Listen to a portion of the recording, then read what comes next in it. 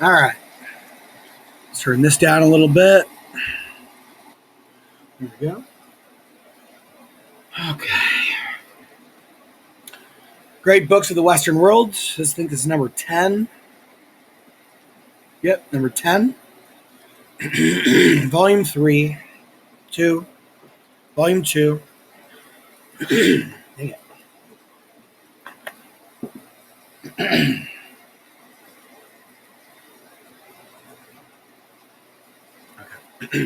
The Great Ideas 1. Chapters 1 to 50. Angel to Love. Sorry. It's just like a little piece of mucus. There we go.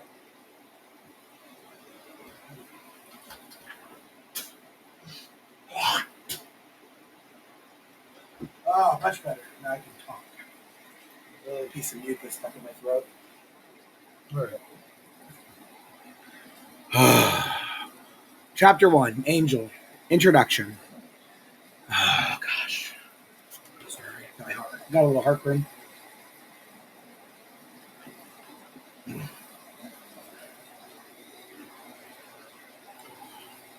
Influenced by a long tradition of religious symbolism in painting and poetry, our imagination responds to the word angel by picturing a winged figure robed in dazzling white and having a bodily aspect of a human being.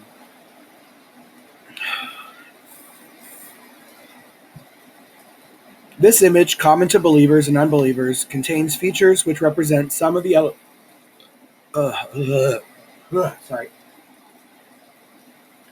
some of the elements of meaning in the abstract conception of angels, as this is found in the writings of Jewish and Christian theologians and in related discussions by the philosophers. The human appearance suggests that angels, like men, are persons, that they are most essentially characterized by their intelligence. The wings suggest the function of angels, their service as messengers from God to man. The aura of light which surrounds them signifies, according to the established conventions of symbolism, the spirituality of angels. It suggests that to imagine angels with bodies is to use a pictorial metaphor. Another interpretation might be put upon this aura of light if one considers the role which the notion of angel has played in the history of thought. Wherever that notion has entered into discussions of God and man, of matter, mind and soul, of knowledge and love, and even of time, space, and motion, it has cast light upon these other topics. The illumination which has been and can be derived from the idea of angels as a special kind of being or nature is in no way affected by doubts or denials of their existence. Whether such beings exist or not, the fact that they are conceivable has significance for theory and analysis. Those who do not believe in the existence or even the possible existence of utopias nevertheless regard them as fictions, useful analytically in appraising accepted realities.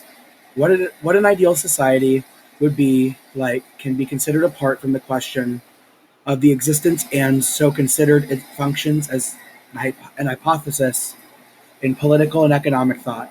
What sort of being an angel would be if one existed can likewise serve as an hypothesis in the examination of the wide variety of theoretical problems.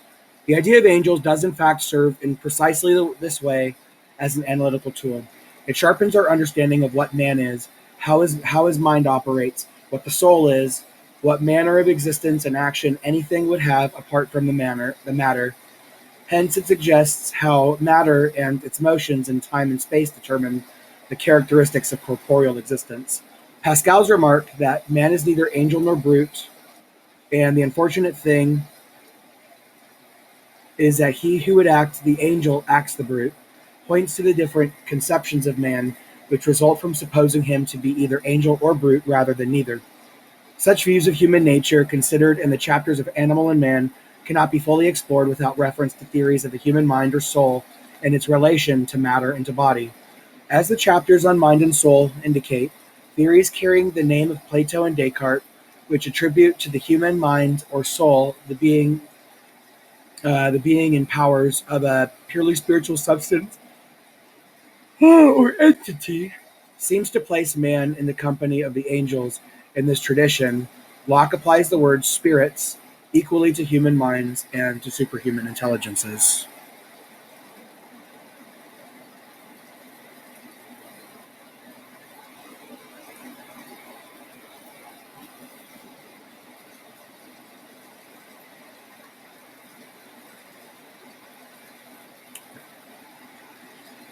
It would be misleading to suppose that the idea of angels is primarily a construction of the philosophers, a fiction invented for their analytical purposes, or that it was simply their conception of a supra-mundane reality concerning the existence and nature of which they dispute.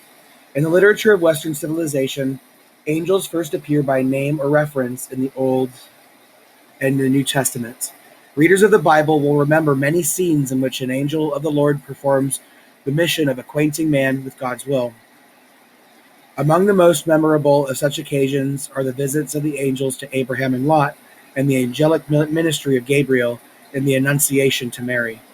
In one book of the Bible, Tobit, as it is called in the King James Apocrypha, one of the leading characters is the angel Raphael. Through most of the story, he appears as a man, but at the end, after he has accomplished his mission, he reveals his identity. I am the angel Raphael, he declares, one of the 7 who stand before the Lord. And when they had heard these things, they were troubled, and being seized with fear, they fell upon the ground on their face. And the angel said to them, Peace be to you, fear not. For when I was with you, I was there by the will of God. Bless ye him, and sing praises to him. I seem to eat and to drink with you, but I use an invisible meat and drink, which cannot be seen by men. It is time, therefore, that I return to him that sent me. And when he had said these things, he was taken from their sight, and they could see him no more. As a result of scriptural exegesis,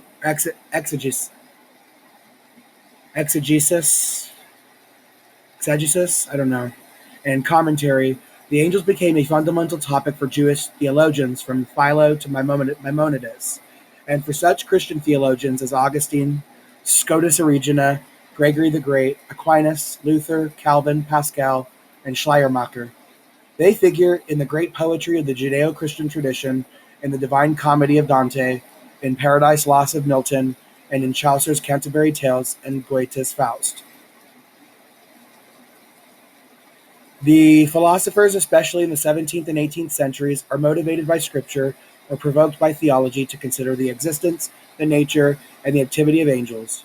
Hobbes, for example, attacks the supposition that angels are immaterial on the grounds that the notion of incorporeal substance is self-contradictory, and undertakes to reinterpret all the scriptural passages in which angels are described as spirits. After examining a great many, he says, to mention all the places of the Old Testament where the name angel is found would be too long. Therefore, to comprehend them all at once, I say, there is no text in that part of the Old Testament which the Church of English holdeth for canonical, from which we can conclude there is or hath been created any permanent thing, understood by the name of spirit or angel, that hath not quantity, and in some which is not, taking body, for which is somewhat or somewhere corporeal. All the passages can be interpreted, Hobbes thinks, simply in the sense in which angel means messenger, and most often a messenger of God, which signifies anything that makes known his extraordinary presence. If instead of existing only when they carry God's word to men, the angels are supposed to have a permanent being, then they must be corporeal. As in the resurrection, men shall be permanent and not incorporeal, Hobbes writes. So therefore also are the angels. To men that understand the signification of these words, substance and incorporeal, and mean by incorporeal having no body at all, not just a subtle body, the words taken together simply imply a contradiction. Hence Hobbes argues that to say an angel or a spirit is, in that sense, an incorporeal substance, is to say in effect that there is no angel or spirit at all. Considering, therefore, the signification of the word angel in the Old Testament and the nature of dreams and visions that happen to men by the ordinary way of nature, Hobbes concludes that the angels are nothing but supernatural apparitions of the fancy, raised by the special and extraordinary operation of God, thereby to make his presence and commandments known to mankind, and chiefly to his own people. Locke seems to take the exactly opposite position, asserting that we have no clear or distinct idea of substance in general. He does not think spirits any less intelligible than bodies. The idea of corporeal substance, he writes, is as remote from our conceptions as apprehensions. Hold on.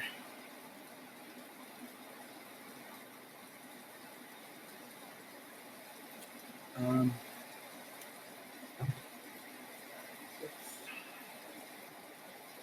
there we go.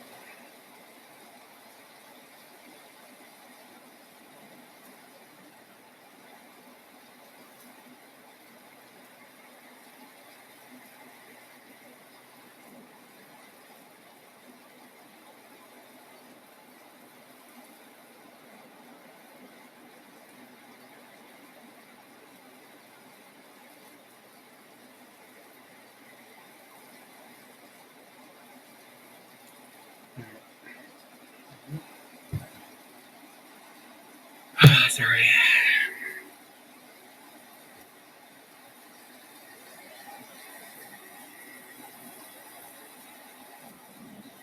All right.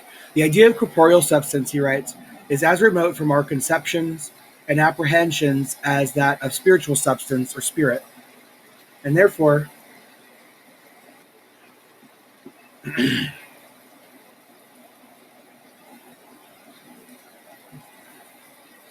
from our not having any notion of the substance of spirit, we can no more conclude its non existence than we can, for the same reason, deny the existence of body. Just as we form the complex idea of bodies by supposing their qualities, such as figure and motion or color and weight, to coexist in some substratum, so by supposing the activities we find in ourselves, such as thinking, understanding, willing, knowing, and the power of beginning motion, etc., to coexist in some substance, we are able to frame the complex idea of an immaterial spirit. Not only does Locke think that we have as clear a perception and notion of immaterial substances as we have of material, but he also finds the traditional doctrine of a hierarchy of angels quite acceptable to reason. It is not impossible to conceive, nor repugnant to reason, that there may be species of spirits as much separated and diversified from another by distinct properties whereof we have no ideas as the species of sensible things. We are distinguished one from another by qualities which we know and observe in them. Locke goes even further beyond the mere possibility of angels to the likelihood of their real existence. His reasoning resembles the traditional argument of the theologians on this difficult point. When we consider the infinite power and wisdom of the Maker, he writes, we have reason to think that it is suitable to the magnificent harmony of the universe and the great design and infinite goodness of the architect that the species of creatures should also by gentle degrees ascend upward from us toward his infinite perfection, as we see they gradually descend from us downwards.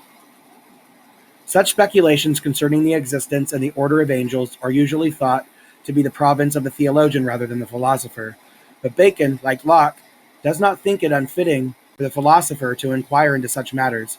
And natural theology, for him, a part of philosophy, Bacon thinks it is improper from the contemplation of nature and the principles of human reason to dispute or urge anything with vehemence as to the mysteries of faith. But it is otherwise, he declares, as to the nature of spirits and angels, this being neither unsearchable nor forbid, but in a great part level to the human mind on account of their affinity. He does not further instruct as learning or concerning angels in the advancement of learning, but in the Novum Organum he throws light on their nature as well as ours by touching on one characteristic difference between the human and the angelic mind. Discussing there the theory of induction, he holds that it is only for God, the bestower and creator of forms, and perhaps for angels or intelligences at once, to recognize forms affirmatively at the first glance of contemplation. Unlike most of the great ideas which we are concerned, the idea of angels seems to be limited to its historical scope. It is not merely that since the 18th century the discussions has dwindled, but also that the idea makes no appearance in the great books of pagan antiquity. Certainly, not in the strict sense of the term, whereby angel signifies a creature of God, spiritual in substance and nature, and playing a role in the divine government of the universe. There are nevertheless analogous conceptions in the religion and philosophy of the ancients, and in philosophy, at least, the points of resemblance between the analogous concepts are sufficiently strong to establish a continuity of discussion. Furthermore, elements in the thought of Plato, Aristotle, and Plotinus exercise a critical influence on Judeo-Christian angelology. Angelology.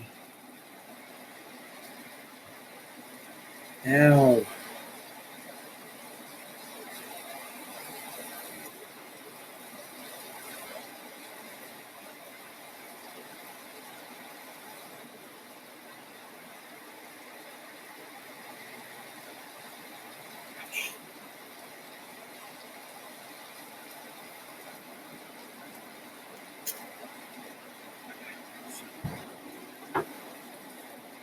All right, one sec. I have to change my dressing real quick. So, wordies.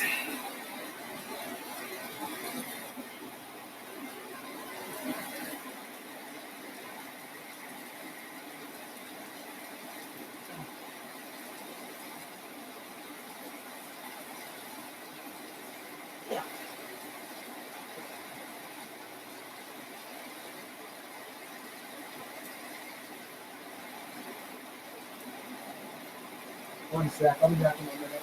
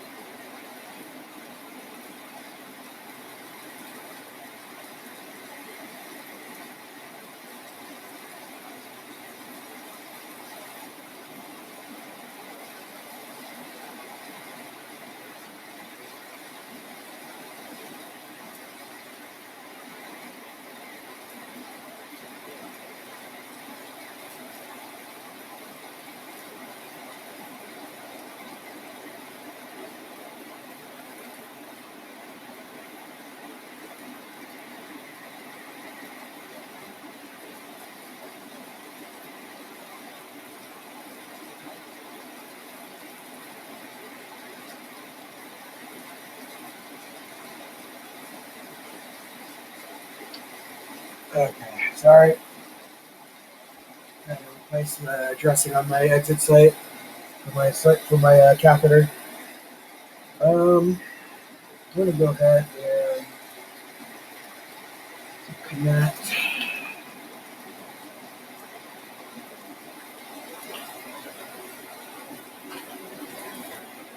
to the drain. Get it out. It's my belly's sticking out pretty far right now.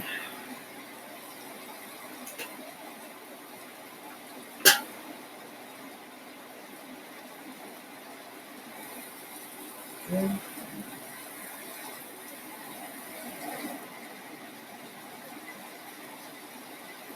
Okay.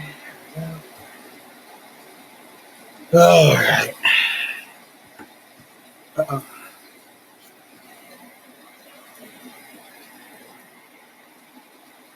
Oh, I don't see my glasses anymore. Where'd they go? Oh, right there. Yep.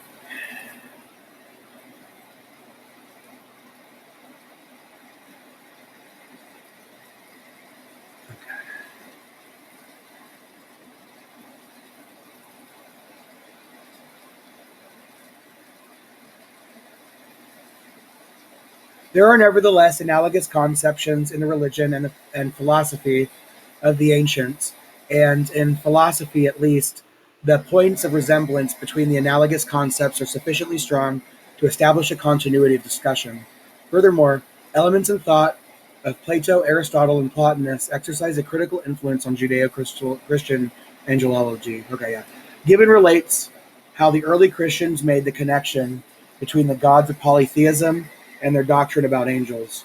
It was the universal sentiment both of the church and of heretics. He writes that the demons were the authors, the patrons, and the objects of idolatry.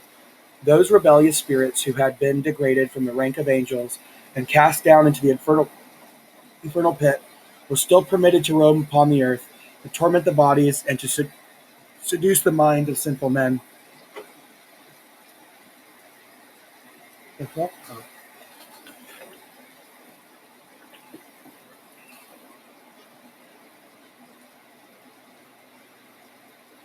The demons soon discovered and abused the natural propensity of the human heart toward devotion, and artfully withdrawing the adoration of mankind from their Creator.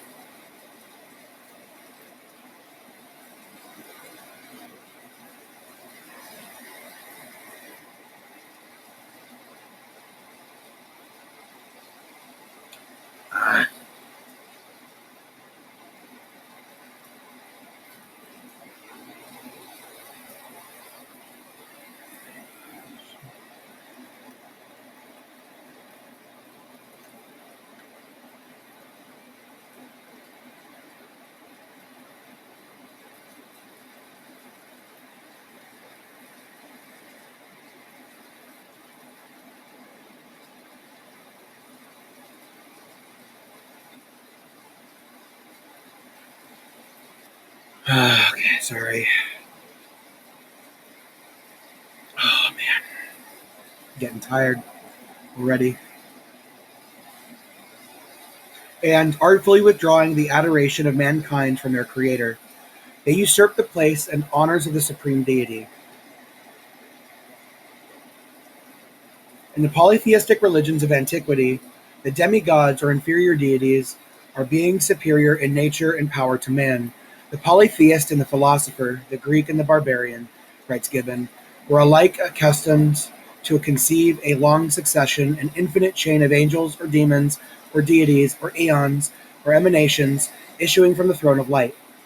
In Plato's Symposium, for example, Diotima tells Socrates that love is the intermediate between the divine and the mortal, and interprets between gods and men, conveying that taking across to the gods the prayers and sacrifices of men, and to men the commands and replies of the gods, he is the mediator who spans the chasm which divides them. Love, Diotima explains,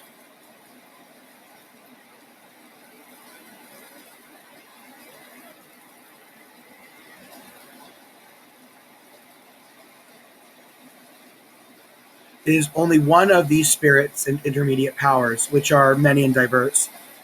Such demigods are intermediate by their very nature. Although superhuman in knowledge and action, they still are not completely divine. Occupying a place between men and gods, they are, according to Plato, by nature neither mortal nor immortal. Their existence is necessary to fill out the hierarchies of natures. They are links in what has come to be called the great chain of being.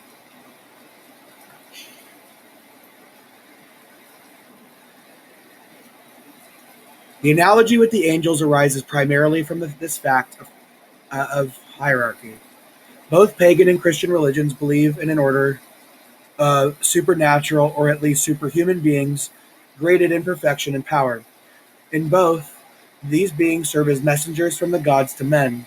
They act sometimes as guardians or protectors, sometimes as traducers, deceivers, and enemies of man. But the analogy cannot be carried much further than this.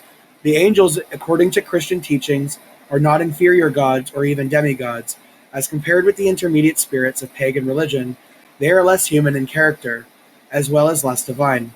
Nevertheless, the reader of the great poems of antiquity will find a striking parallelism between the heavenly insurrection which underlies the action of Prometheus Bound and angelic warfare in Paradise Lost. In the writings of Plato, Aristotle, and Plotinus, philosophical inquiry turns from the sensible world of material things to consider the existence and nature of an order of purely intelligible beings, as there is an inherent connection between being perceptible to the senses and being material, so that which is purely intelligible must be completely immaterial. If ideas exist independently, in their own right, and apart from knowing or thinking minds, then they constitute such an order of purely intelligible entities. At this point, a number of difficult questions arise. Are the intelligibles also intelligences, i.e., are they an order of knowers as well as a realm of knowables? Can they be regarded as substances, and if so, do they have a mode of action appropriate to their mode of being? Action, which is other than knowing, action, which in some way impinges on the course of events or the motions of the physical world? Plotinus answers affirmatively that the purely intelligible beings are also pure intelligences. He does not conceive them as having any power or action except that of knowledge.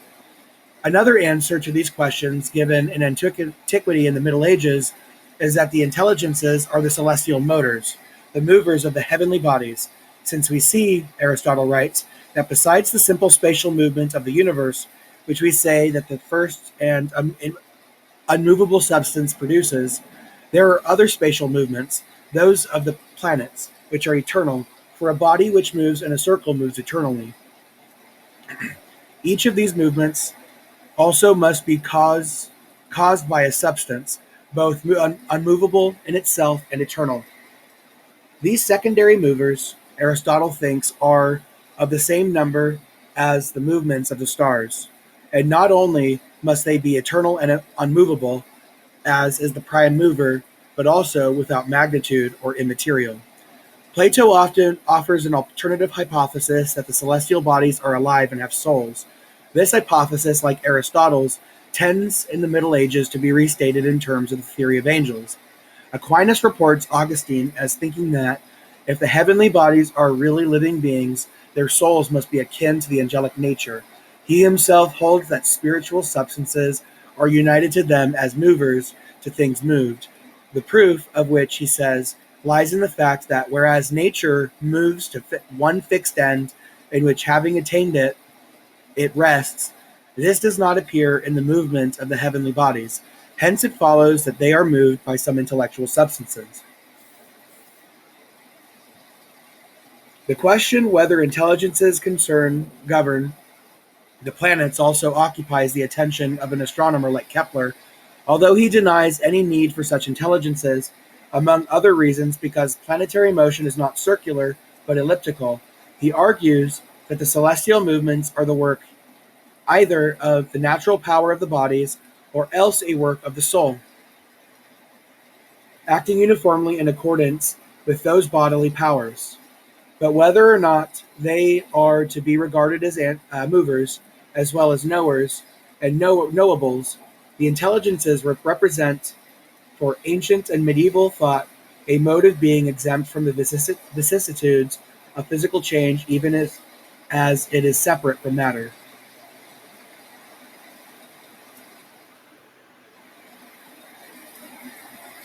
Oh, that scared me. I thought I had another hernia there for a second. No, it's just I exhaled. I have to be really tired for that.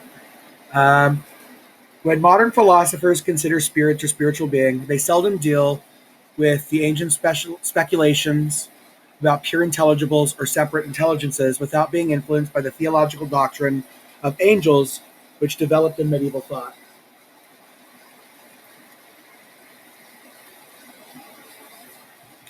The extent of this doctrine may be judged from the fact that Summa Theologica of Aquinas contains a whole treatise on the angels, as well as additional questions on the speech of angels, their hierarchies and orders, the division between the good and the bad angels, and their action on men, the guardianship of the good angels and the assaults of the demons. That these additional questions are contained in the treatise on divine government throws some light on the theological significance The primary fact about the angelic nature is immateriality. An angel is immaterial both in its substantial being and in its characteristic activity, which, says Aquinas, is an altogether immaterial mode of operation. Being immaterial, they are also incorruptible. Nothing is corrupted except by its form being separated from the matter. Oops. Water.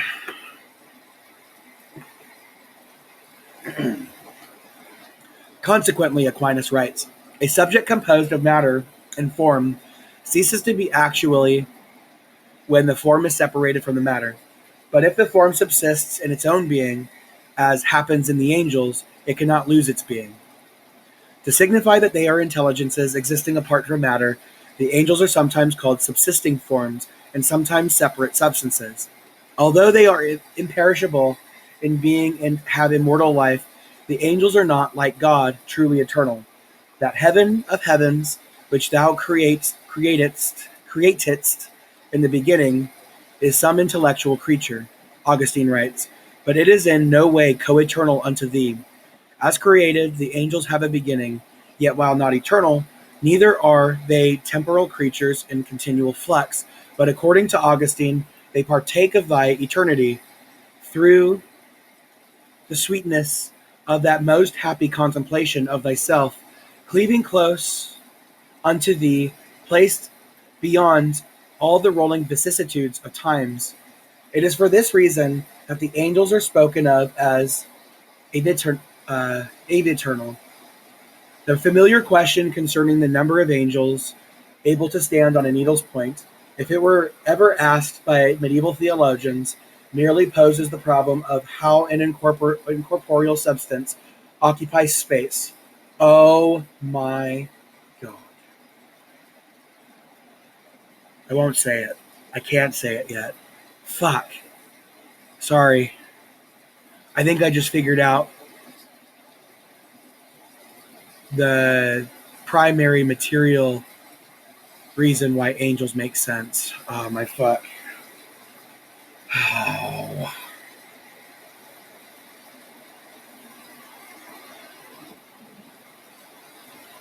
Oh man. I cannot wait to read through all of this. So if that's true, then it's possible I've been on the right track for a bit. That'd be pretty sweet. That would answer a lot of questions I've had for a long time now. Fuck, I hate that that makes sense. So the only word I'm going to use, I'm going to use a word because if I do listen to these, or if anybody listens to these, then they can use this word to try to make sense of what I'm going for, if I ever talk about it on YouTube. But honestly, it's like total conspiracy theory thinking, but that's the kind of thinking I enjoy the most because it's the most fun to think about. But I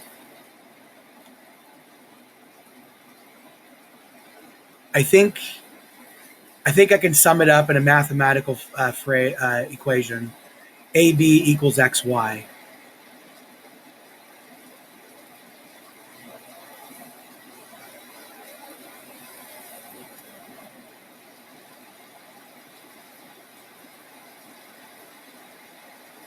Yeah, that has to be it.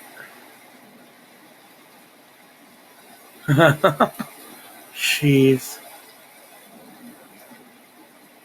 That is hilarious. Okay. Sorry. Shit, that's crazy. Trees of angels, as well as additional questions on the speech of angels, their hierarchies and orders, the division between the good and the bad angels, and their actions on men, the guardianship of the good angels, and the assaults of the demons. That these additional questions are contained in the treatise on divine government throw some light on their theological significance.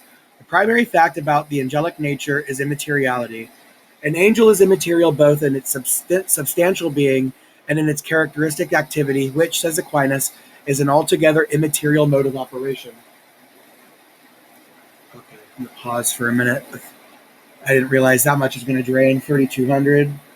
Oh, No wonder my belly was sticking out so much. Jeez. Okay. Um.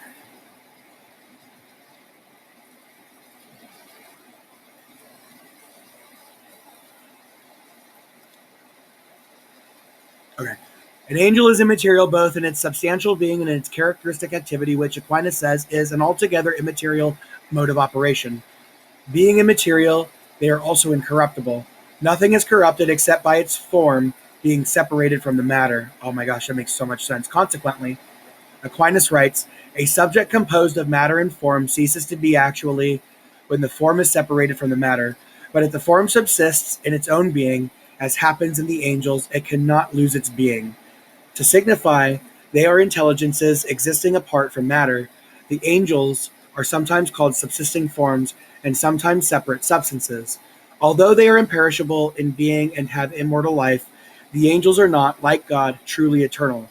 That heaven of heavens, which thou createdst, okay, in the beginning in some intellectual creature. Oh, wait. Yeah. Augustine writes, but it is in no way co-eternal unto thee. As created, the angels have a beginning, yet while not eternal, neither are they temporal creatures in continual flux. But according to Augustine, they partake of thy eternity through the sweetness of that most happy contemplation of thyself, cleaving the hold on. Partake of thy eternity through the sweetness of that most happy contemplation of thyself. No shit. Oh man, I cannot wait to actually I can't wait to go in depth with this stuff because this is totally affirming so many things that I've thought about in the last couple of years and that I've come to conclusions to, like big conclusions, like beginning of the universe conclusions, those kind of things. Dude, that's so sick. Oh, that's just so cool. I'm so happy I found these books. Cleaving close unto thee, placed beyond all the rolling vicissitudes of times. It is for this reason that the angels are spoken of as ave eternal. Oh, I read that. Yeah. The familiar question concerning the number of angels able to stand on a needle's point. Okay. Oh, sorry. That's okay. I needed to get back to that. I forgot that's where I was at. That's what got me thinking. If it ever was asked by the medieval theologians, merely poses the problem of how an incorporeal substance occupies space. The way in which Aquinas discusses angels in relation to place.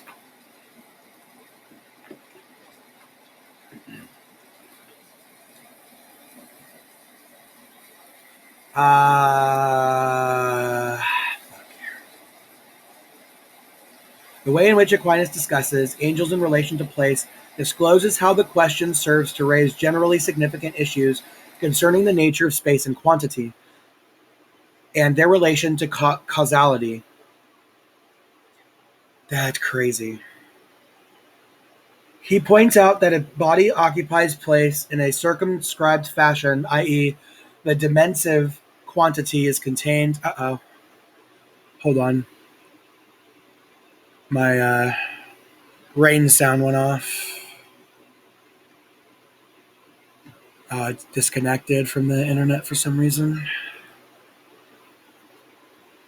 I wonder if the router or the modem is resetting itself. It does that every once in a while. Okay.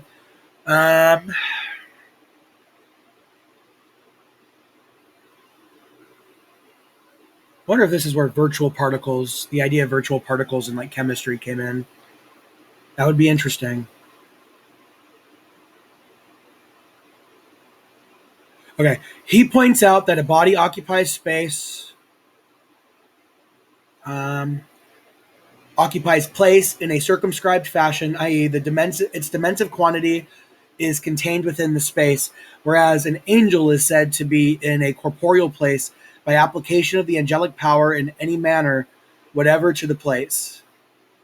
An incorporeal substance virtually contains the thing with which it comes into contact and is not contained by it. To an objector who thinks that since unlike bodies angels do not fill a place, several can be in the same place at the same time. Aquinas replies that two angels could not be in the same place because it is impossible for two complete causes to be immediately the cause of one and the same thing. Since an angel is where he acts, and since by the power of his actions he contains the place at which he acts, there cannot be but one angel at one place. Angels are also said to go from one place to another without traversing the intervening space and without the lapse of time. Considering their immateriality, such action is less remarkable for angels to perform than is the actions of electrons, which, according to modern quantum mechanics, jump from outer to inner orbits of the atom without taking time or passing through interorbital space. The immateriality of angels has other consciences which throw comparative light on the conditions of corporeal existence. In the world of physical things, we ordinarily think of a species as including a number of individuals. While all men have the same specific nature, they differ numerically or individually. But because angels are immaterial substances, it is held that each angel is a distinct species.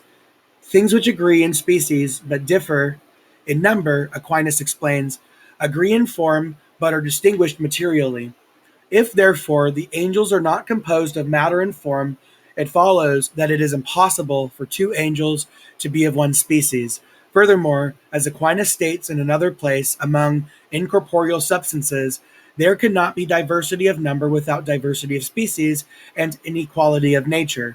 Each species is necessarily higher or lower than another, so that the society of angels is a perfect hierarchy in which each member occupies a distinct rank.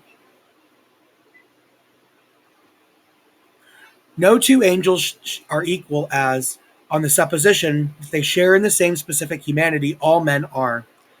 Yet such names as seraphim and cherubim and the distinction between archangels and angels indicate an organization of spiritual substances into various groups according to the tradition, into 9 orders or subordinate hierarchies. The 9 orders or ranks of angelic being are described by Dante in the Paradiso as distinct circles of love and light. Using these metaphors, he thus reports on his vision of the heavenly hierarchy. I saw a point which was raying out of light, so keen that the sight on which it blazes must needs close because of its intense brightness. Perhaps as near as a halo seems to girdle the light which paints it, when the vapor that bears it is most dense, at such distance around the point of a circle of fire was whirling so rapidly that it would have surpassed the motion which most swiftly girds the world. And this was girt around by another, and that by the third, and the third then by the fourth, by the fifth the fourth, and then by the sixth the fifth. Thereon the seventh followed, so widespread now and encompassed that the messenger of Juno entire would be narrow to contain it. So the eighth and the ninth. Beatrice explains to him how the relation of the circles to one another and their points, which is God, depends upon their measure of love and truth, whereby there is in each heaven a marvelous agreement with its intelligence of greater to more and of smaller to less. Then she amplifies her meaning. The first circles have shown to thee the seraphim and the cherubim.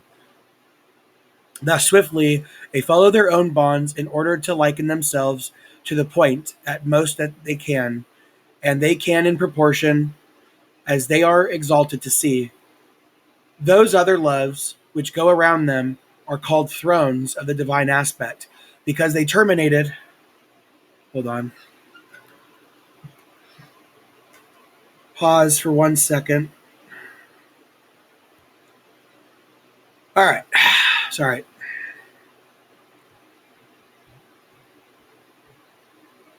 Yet such names as seraphim and cherubim and the distinction between archangels and angels indicate an organization of spiritual substances into various groups according to the tradition into 9 orders or subordinate hierarchies. Oh, sorry. Um, yeah, sorry. 9 orders, perhaps as near as a halo seems to girdle the light which paints it. Then the vapor that bears it is most dense. At such distance, around the point of a circle of fire was whirling so rapidly that it would have surpassed that motion which most swiftly girds the world. And this was girt around by another, and that by the third. Oh, sorry, I did that. So Beatrice explains the relation in each heaven marvelous. The circle cherubim. Okay, sorry. Those other loves which go around them are called the thrones of the divine aspect because they terminated the first triad. The next triad, that in like manner, burgeons in the sempiternal spring, which the nightly Aries despoils not, perpetually sing Hosanna with 3 melodies, which sound in the 3 orders of joy. Oh my gosh. First dominations and then virtues. The third order is of powers. Then in the 2 penultimate dances, the principalities and archangels circle. The last is wholly of angelic sports. These orders all gaze upward and downward, so prevail that towards God all are drawn and all draw. The theory of angels raises many questions regarding the similarity and difference between them and disembodied souls. But for comparison with men, perhaps the most striking consequences of the theory of angels as bodiless intelligences concern the manner of their knowledge and government. The comparison can be made on quite different views of the nature of man and the soul. In fact, diverse conceptions of man or the soul can themselves be compared by reference to the angelic properties which one conception attributes to human nature and another denies. Lacking bodies, the angels are without sense perception and imagination. Not being immersed in time and motion, they do not reason or think discursively as men do by reasoning from premises to conclusion, whereas human intellects, according to Aquinas, obtain their perfection in the knowledge of truth by a kind of movement and discursive intellectual operation. As they advance from one known thing to another, the angels, from the knowledge of a known principle, straightway perceive as known all its consequent conclusions, with no discursive process at all. Their knowledge is intuitive and immediate, not by means of concepts abstracted from experience or otherwise formed, um, but through the archetypal ideas infused in them at their creation by God. That is why Aquinas goes on to say angels are called intellectual beings, as contrasted with such rational natures as human souls, which acquire knowledge of truth discursively. If men possess the fullness of intellectual light like the angels, then in the first grasping of principles, they would at once comprehend their whole range by perceiving whatever could be reasoned out from them. It would appear from this that conceptions of the human intellect which minimize its dependence on sense and imagination, and which emphasize the intuitive rather than the discursive character of human thought, attribute angelic power to man. The same may be said of theories of human knowledge which account for its original or its origin in terms of innate ideas or implanted principles. Still, another example of the attribution of angelic properties to man is to be found in the supposition that human beings can communicate with one another by telepathy. The angels are telepathic. One angel, it is said, can make its ideas known to another simply by an act of will or without any exterior means of communication. Lacking bodies, the angels are without bodily emotions, free from the human conflict between reason and passion, and completely directed in their love, or the motion of their will by what they know. Oh, I see. Okay. So that's why the celestial body is.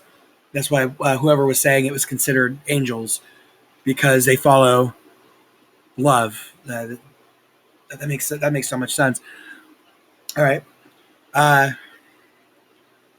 In the Divine Comedy, Beatrice speaks of the angelic society as one in which the eternal love disclosed himself in new loves, advertising. Oh, whoa. Okay. Advertising to the division between the good and the bad angels, she tells Dante.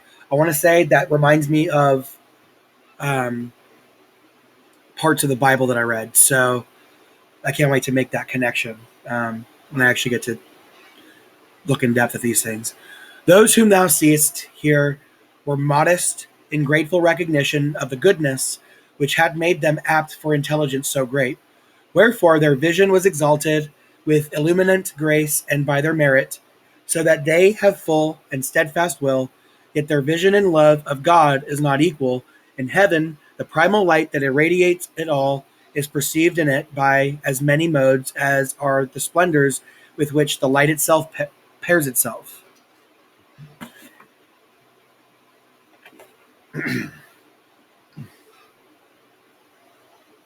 Wherefore, since the affection followers upon the acts that conceives, in this nature the sweetness of love diversely glows and warms.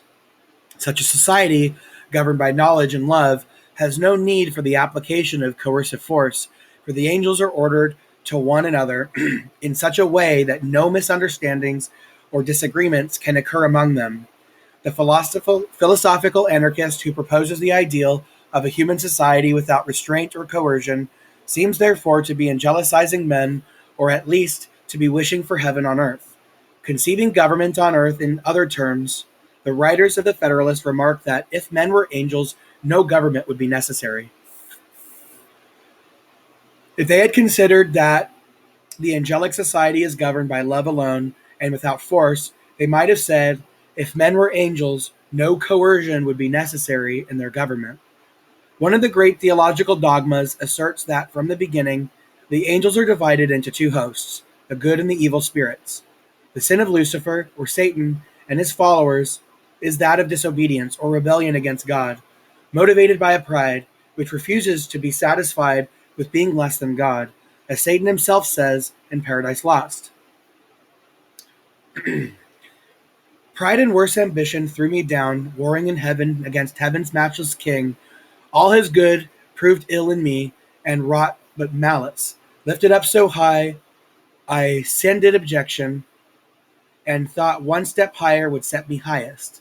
And in a moment quit the debt immense of endless gratitude, and that word disdain forbids me, and my dread of shame among the spirits beneath, whom I seduced, then to submit, boasting I could subdue the omnipotent. The theologians try to define precisely the nature of Satan's pride in wishing to be God. To be as God, Aquinas explains, can be understood in two ways. First, by equality. Secondly, by likeness. And an angel could not seek to be as God in the first way, because by natural knowledge, he knew that this was impossible. And even supposing it were possible, it would be against natural desire, because there exists in everything the natural desire to preserve its own nature, which could not be preserved were it to be changed in another nature.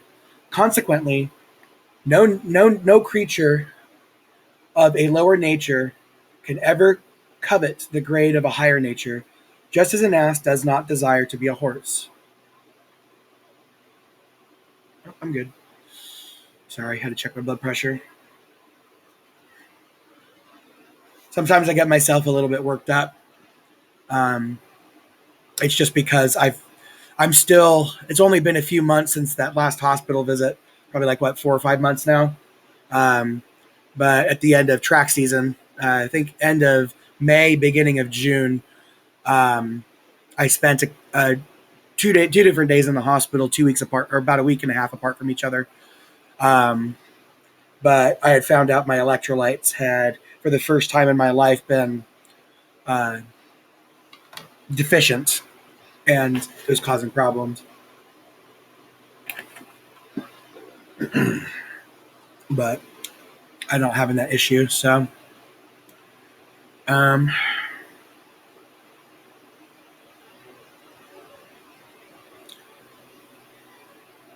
let's see, where was he at? And even supposing it were possible, it would be against the natural desire, because there exists in everything the natural desire to preserve its own nature, which would not be preserved were it to be changed into another nature. Consequently, no creature of a lower nature can ever covet the grade of a higher nature, just as an ass does not desire to be a horse. It must be in the other way then Aquinas thinks that Satan sins by wishing to be like God. But this requires further explanation. The desire to be as God according to likeness can happen in two ways. In one way, as to that likeness whereby everything is likened unto God. And so if anyone desires in this way to be godlike, he commits no sin, provided that he desires such likeness in proper order, that is to say that he may obtain it from God. But he would sin were he desired to be like God, even in the right way, but of his own power and not of God's. In another way, he may desire to be like God in some respects which is not natural to one, e.g., if one were to desire to create heaven and earth, which is proper to God, in which desire there will be sin. In this last way, Aquinas asserts, the devil desired to be as God, not that he desired to resemble God by being subject to no one else absolutely, for thus he would be desiring his own non-being, since no creature can exist except by participating under God. But he desired as the last end of his beatitude something which he could attain by virtue of his own nature, turning his appetite away from the supernatural beatitude which is attained by God's grace.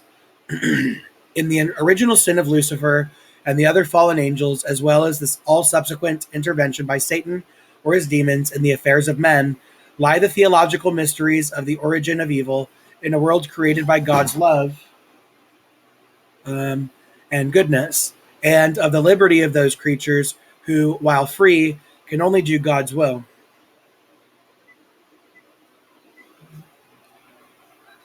As indicated in the chapter on sin, the fall of Adam from grace and innocence involves the same mysteries.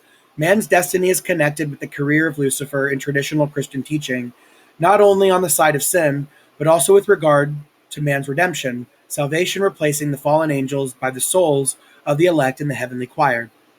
Among the most extraordinary moments in our literature are those in which Lucifer talks with God about mankind, as in Paradise Lost, or about a particular man, as in the book of Job, or in the prologue of Heaven in Faust.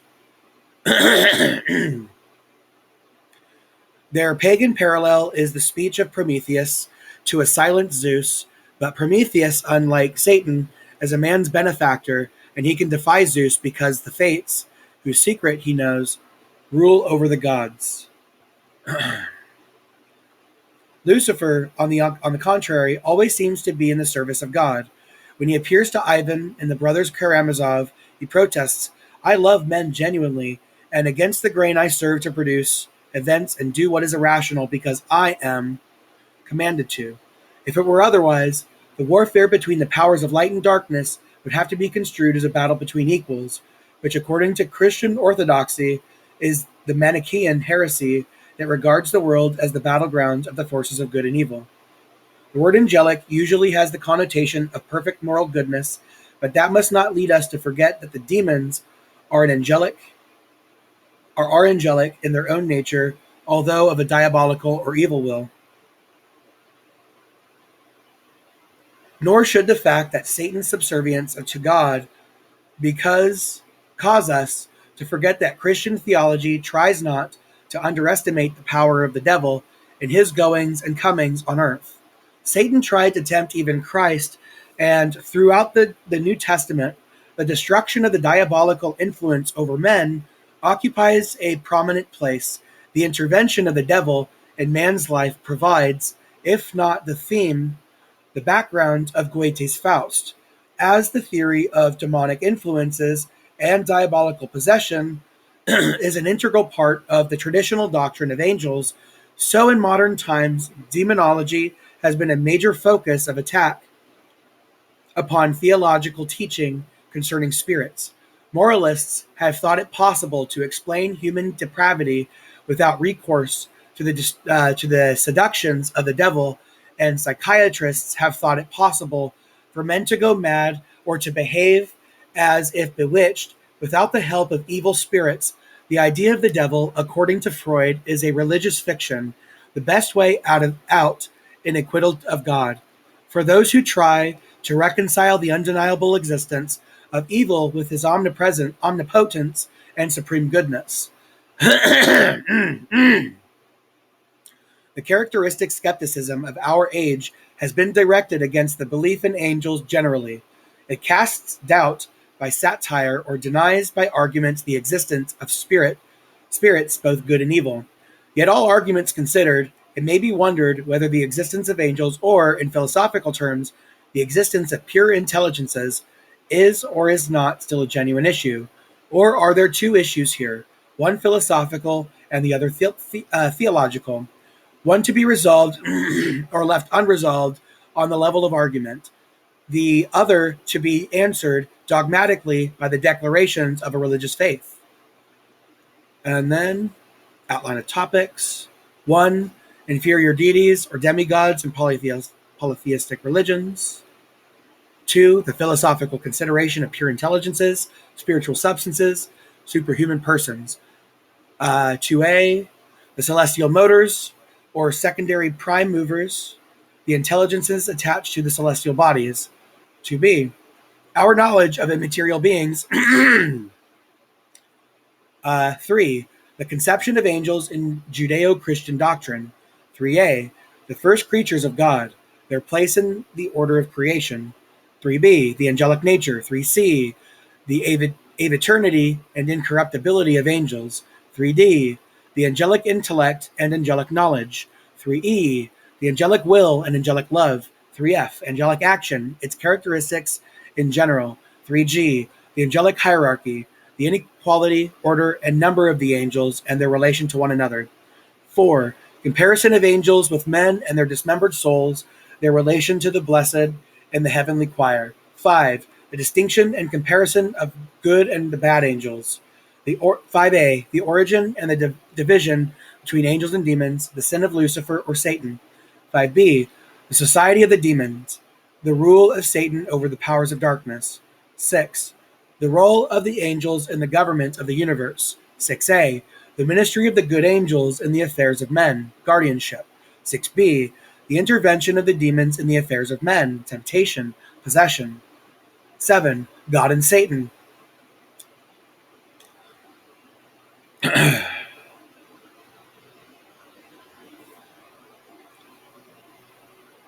Interesting. Okay. 7a. Warfare between the powers of light and darkness, their struggle for dominion over man. 7b.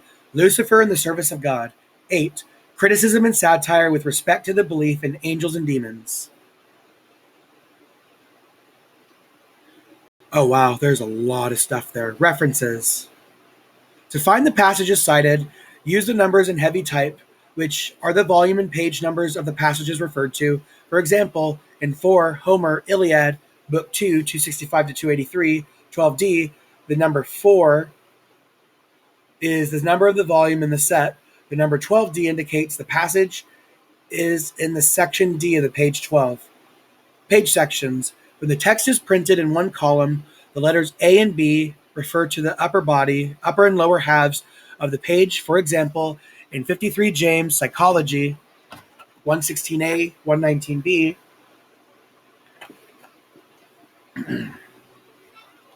the passage begins in the upper half of page 116 and ends in the lower half of page 119. When the text is printed in two columns, the letters A and B refer to the upper and lower halves of the left-hand side of the page. The letters C and D to the upper and lower halves of the right-hand side of the page. For example, in 7 Plato, Symposium 163b, 164c, the passage begins in the lower half on the left-hand side of the page, 163, and ends in the upper half on the right-hand side of page 164. Author's divisions. One or more of the main divisions of a work, such as part, book, chapter, section, are sometimes included in the reference. Line number and brackets are given in certain cases, e.g. Iliad, book 2, 265 to 283, 12d. Bible references.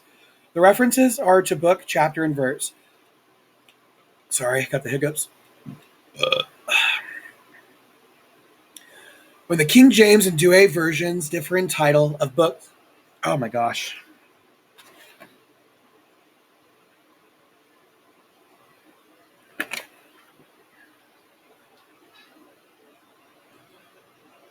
Or the numbering of chapters or verses, the King James Version is cited first, and the Douay, indicated by a cap D in brackets, follows, e.g., Old Testament, Nehemiah 7:45, bracket D, 2 Esdras 7:46.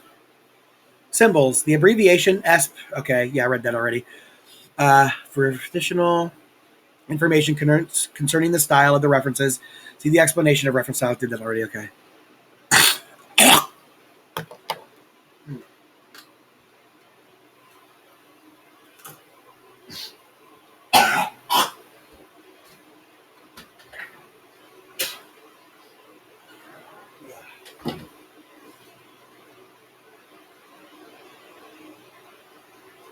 Ugh.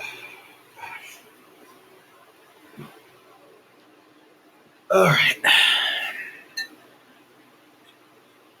Um,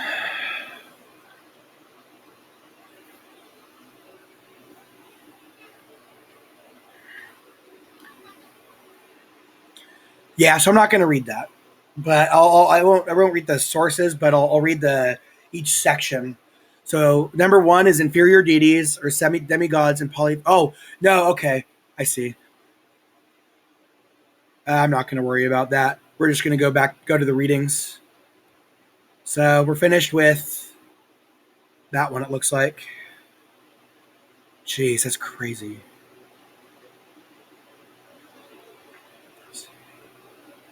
Go back, please.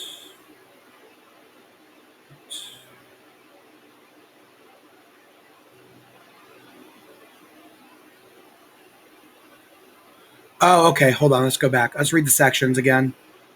Let's definitely do that. Okay, so one is inferior deities or demigods in polytheistic religion. Two is the philosophical consideration of pure intelligences, spiritual substances, superhuman persons. Oh, okay, no, I did read those. Never mind. Sorry, I don't need to read those again. Uh, okay, here we go. Cross references for other discussions relevant. Okay, don't care. Additional readings. Right, meow.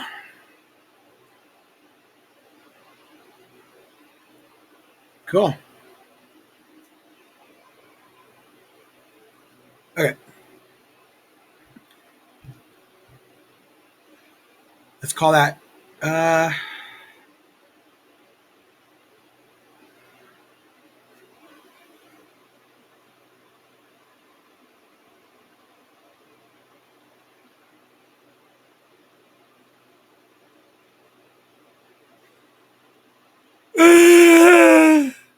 yeah, we're going to go ahead and stop now.